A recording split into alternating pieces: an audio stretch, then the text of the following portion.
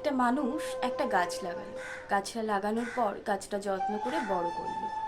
এবার গাছটা যখন বড় হয়ে গেল তখন সেই মানুষটাই ওই গাছটা কাটতে এলো।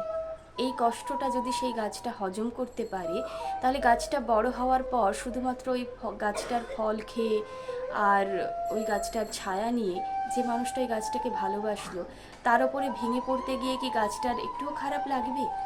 আমার তো মনে হয় না কখনোই খারাপ লাগবে। এইরকম না, আমাদের জীবনেও বেশ কিছু মানুষ থাকে যারা ছোটবেলায় আমাদেরকে খুব ভালোবাসে, কিন্তু সময় যত যায় তত এরা রং বদলাতে থাকে, আমরাও বড় হতে থাকি এবং একটা সময় এসে তখন আর আমাদেরকে তারা চেনে না।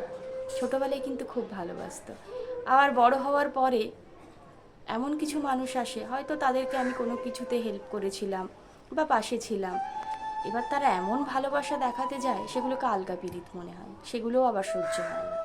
বোঝো ঠেলা, না ছোটবেলার মানুষগুলো পাশে থাকলো, না বড় হওয়ার পরে তোমাকে আমি হেল্প করেছি বা স্বার্থে তুমি আমার পাশে এসেছো, সেসব মানুষের ভালোবাসা আমি নিতে যাবোই বা কেন, তাই না? এরা কিন্তু কোনোদিনই প্রকৃত বন্ধু হয় না, না ছোটবেলারগুলো না বড়বেলারগুলো। প্রকৃত বন্ধুটা যে কে সেটাই বুঝে উঠতে পারছি না। বোঝো ঠেলা, কে যে স্বার্থে থাকছে না পাশে, এটা বোঝাটাই খুব দুষ্কর হয়ে গেছে। এই বোঝার যদি কোনো পদ্ধতি আপনাদের জানা থাকে, অবশ্যই আমাকে একটু জানাবেন তো। সকলে খুব ভালো থাকবেন।